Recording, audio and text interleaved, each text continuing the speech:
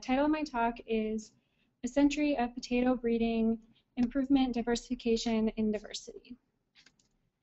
So to this group, I don't need to preach on about this very much, but as we know, potato has a lot of phenotypic diversity, both at the species level and in cultivated potato, and it's because of this diversity that it can be used in such a broad range of market classes, from processing types all the way to specialty varieties. So the first potato clone that was released was in around 1850. This was rough purple chili, and now over 150 years later, we have hundreds of released varieties, and we wanted to take a retrospective look at potato breeding and see what we've accomplished. So we wanted to look at how a century of potato breeding has affected the potato genome. What's the extent of heterozygosity in potato, in cultivated potato, relative to the wild species that it was derived from? And then finally, how much phenotypic divergence is there observed between lines that are classified into different market classes? Okay, so to answer our first question of what has happened with the potato genome over a century of breeding, we first needed to identify SNPs. So to do this, we generated RNA-seq reads for Atlantic, Premier, Russet, and Snowden, and then we used existing Sanger ESTs for Benji, Kennebec, and Shepity. These reads were assembled and then mapped back to the assembly to call SNPs, and from that we observed over 2 million SNPs. They were then filtered for high and low coverage, for density within a sliding window, and then quality of the SNPs. And this got us down to around 6 million SNPs, or 600,000 SNPs, sorry. And then we took these and aligned them to the, at that time, current version of the DM reference sequence to concatenate them down into a unique set of SNPs, and this reduced the set down to 81,000. And then we finally removed any non-biallelic SNPs or SNPs within 50 base pairs of an intron, and we call these the ones that are high quality and of high enough quality to be used on an Infinium SNP chip. So this left us with 69,000 SNPs. The chip that we used, however, only had 10,000 spots, so we further reduced the data set, and to do this, we queried the potato community for candidate genes. Any SNPs that were identified within those candidate genes were first selected, so this gave us the 3,000 candidate gene SNPs. We took any SNPs that were previously identified to be genetic markers, and then the rest of the SNPs were filled in to cover the genome evenly. So here I'm showing chromosome 1. This is the same story for all the chromosomes, but what we have in the x-axis is its position along the chromosome, and then here we have SNPs per 100 kb and genes per 100 kb, and you can see we have very good coverage of the genic space with our SNPs. So this makes up the 8303 SNP chipset that the rest of the webinar is going to be discussing.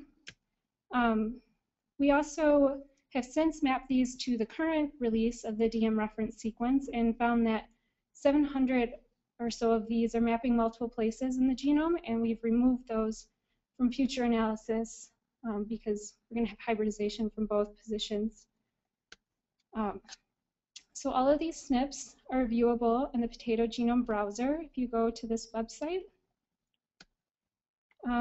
you can scroll down to the bottom of the browser, and you can select in the SNP track, so you can select the Potato 8300 or the full set of 69,000 SNPs if you need more SNPs that are maybe in your candidate gene that weren't on the chip.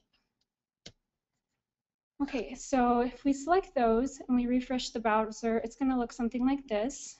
And we can zoom in on this region, and you can see here we have the Infinium high confidence SNP, so this is the 69K SNPs. And then we also have, one SNP that's made it onto the chip out of all of these. So all of the SNPs are viewable on the new browser with the new reference sequence. Okay, so that's the markers that we had, but what is the panel that we ran it on. So we wanted to represent as much of the phenotypic diversity that exists in potato, and so we selected 250 clones, and those clones were selected to represent multiple market classes. So we have the chip processing, the genetic stalks, pigmented lines. This is going to be red and purple, fleshed or skin varieties, processing russets, round white tables, wild species, table russets, and then yellow fleshed varieties. And as we know, cultivated potato is 4x, but there is different ploidies of potato. We wanted to represent that in this panel as well. So we have 27 diploids and 2 monoploids. And it was important for us to also get geographic diversity. So you can see all of these stars represent the breeding programs that donated germplasm to this panel. And then we also got germplasm from Canada, Europe, Mexico, and Peru. Okay, so in addition to using the diversity panel, we also genotyped 2 diploid mapping populations, DM by 84SD22, that's a typo in DM, and then also DM by RH, and these are both published. And then we did 2 tetraploid mapping populations, and for the purposes of today's talk, these were just used to help with the clustering, which I'm going to get to in a little bit, but I think they're also used in a few of the later talks today. Okay, so that's our data sets that we have. But what's the chemistry of the Infinium SNP chip? How does this actually work? We need to understand that to know the limitations of our data set. Okay, so the Infinium SNP chip uses a single base extension chemistry. So here we have the bead, and then we have an oligo attached to it. We're going to take our DNA, shear it, and hybridize it onto the array. And you can see it could be A or G for this particular SNP. And then we're going to do single base extension. So if it's an A T is going to extend there, and it's going to fluoresce red. And if it's a G, a C will extend and it'll fluoresce green. This is scanned on an eye scan and then looked at in GenomeStudio. And so as I said before, we had to filter out all non-biallelic SNPs, and that's because of this, the chemistry of the assay, that it only is biallelic. Okay, so here's a little broader look at how the Infinium chip works. So we first take DNA, we shear it, then prepare the chip, and you can see here, again, this is the bead without it extended. We do a single base extension, as I described before, and then to many people this probably looks like a 2-channel microarray of old, where you have red is all one signal, green is all the other, and you're going to have hues of yellow in there if it's a heterozygote, because you're going to get signal from both. And then we can observe our data in a graphical user interface called GenomeStudio. Okay, so this is what GenomeStudio looks like. It's got a lot of different windows in here, the first being the sample table. So this is going to tell you all of your genotypes that you've run. It's going to give you information about how much missing data you have, the quality of the DNA, etc. We also have this here, which is the full data table, or if you click on this tab, it will give you the SNP table. It's going to give you information about each of the assays in the SNP table, and then the full data table, once you call clusters, it's going to tell you the genotype of each of the individuals for each of the SNPs. So we have each SNP and then each individual going off to the side. And then finally, here we have the SNP graph. And if we zoom in on this, now this is with clusters called, which is a nice thing in GenomeStudio. It can call 3 clusters. What we have is on this axis, we call it the normal theta value, and here we have the normal R. This is easier if you think of it as color. So this is going to be all red. That means it was all the A genotype, and this would be all green. It would be all B. This would be AB. So we're in the middle. And then here's our signal intensity that's coming off. So any SNPs that fall into this region would be AA, then AB, and finally BB. Okay, so like I said, this was designed for a diploid species, GenomeStudio.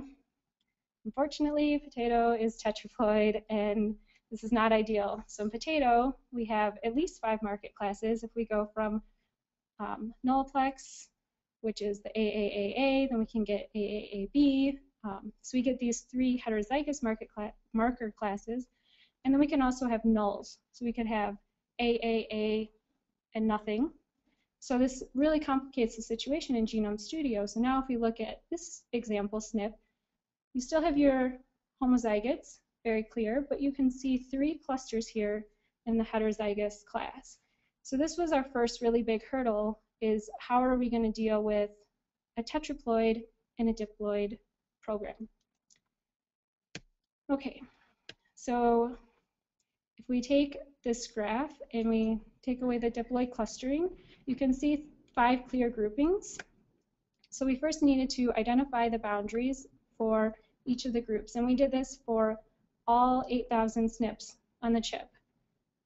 So you can see these red lines. That's going to tell us this is the boundaries for the AAAA class. These are going to be the boundaries for the BBBB class.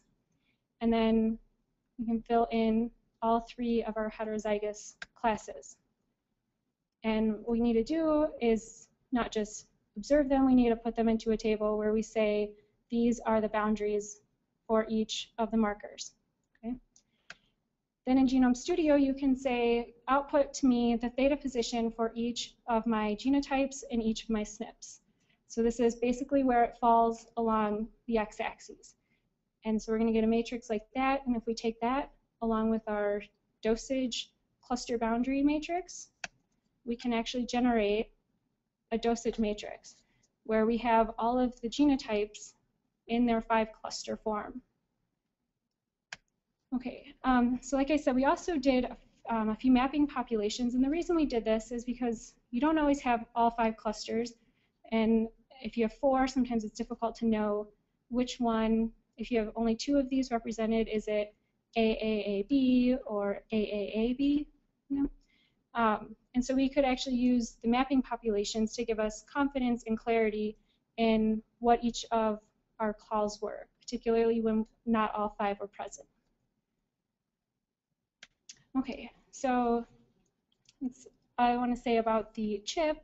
The first thing we did on our actual data set was to look at the quality of the data. So we ran most of these twice to see the repeatability of the SNP chip. And running 215 of them twice, we saw that there was less than 0.57% difference between the 2 runs. So it's quite repeatable, and we were very happy with those results. There is some missing data, and for the analysis downstream, we wanted to filter down to having less than 20% missing data. And so if we use the very simplified diploid model, where even if it's a tetraploid, it only gets AA, AB, or BB, we could use around 6,000 SNPs. And if we wanted to do a dosage model where tetraploids got 5 possible marker classes, diploids got 3, monoploids got 2, we could only look at around 4,000 SNPs. And the reason for this is a lot of times the heterozygous classes merge too closely that we couldn't actually distinguish them. So this is now showing our filter data set. You can see there's most of the data has less than 5% missing data. And obviously it ends at 20% because that was our filter. So here we have missing data on the SNP side, and then here is per individual how much missing data, which we didn't apply a filter to. You can see pretty much everything is less than 20% when we filter the SNP data. Okay, so at this point we're feeling very good about the data, and the first question we wanted to ask is there subpopulations within our greater panel? And for that we used the program structure, and we tested between 1 and 10 populations. So on this axis I have the populations, and then here is the likelihood of the number of populations given the data that's put in.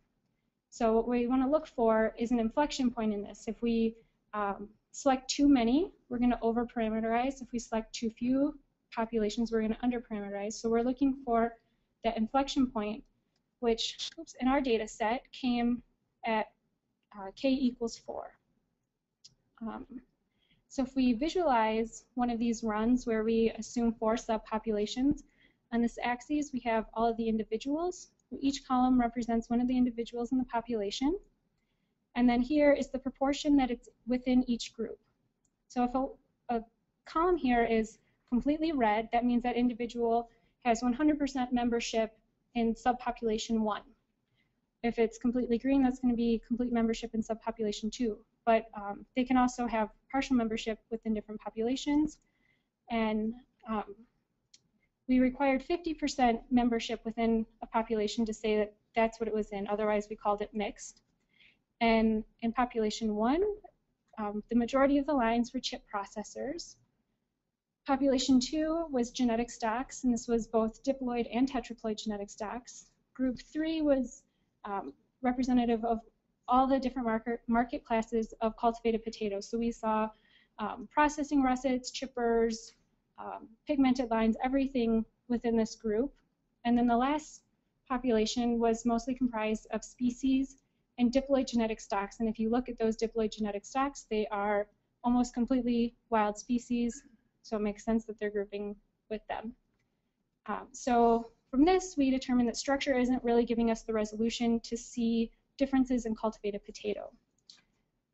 So the next thing we did was looked at pairwise distances, genetic distances between each of the lines using Rogers distances, which is an allele frequency-based distance, and we made a UPGMA tree. And from here, throughout the rest of the talk, I'm going to use this color coding.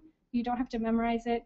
I'll remind you throughout the talk. But we have red are the chip processors, dark blue are the genetic stocks, purple is the pigmenteds, green is the processing russets. We have the round white russets in light blue, species in pink, table russets in brown, and the yellow skins are in yellow.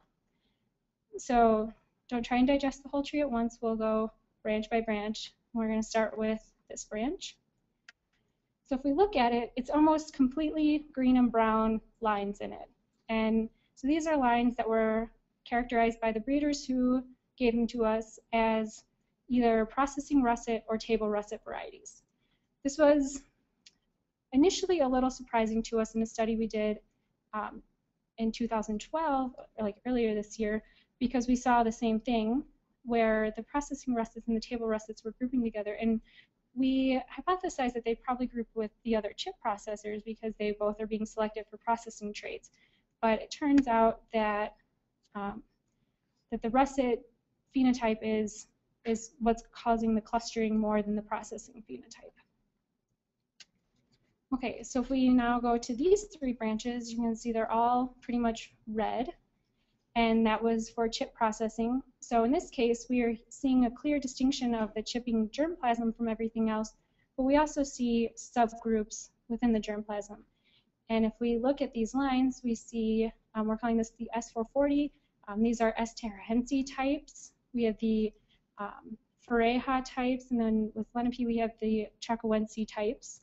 These are ones that have Chacoense in their background, or Fareha. So it's quite interesting that while they're grouping apart from the rest of the market classes, it's a tongue twister, there's also these subgroups within the chippers based on the wild species that they were derived from. Okay, so if we go back to the whole tree now, what we see is, I showed you this branch and these 3, but we also have a very clear branch that's all of our pigmented types. Again, this is red or purple, skinned or fleshed varieties. And we also have up here our yellow and round white table varieties, so these are non-processing types that are grouping together. And then we have the wild species and genetic stocks as an outgroup, which is what we would expect.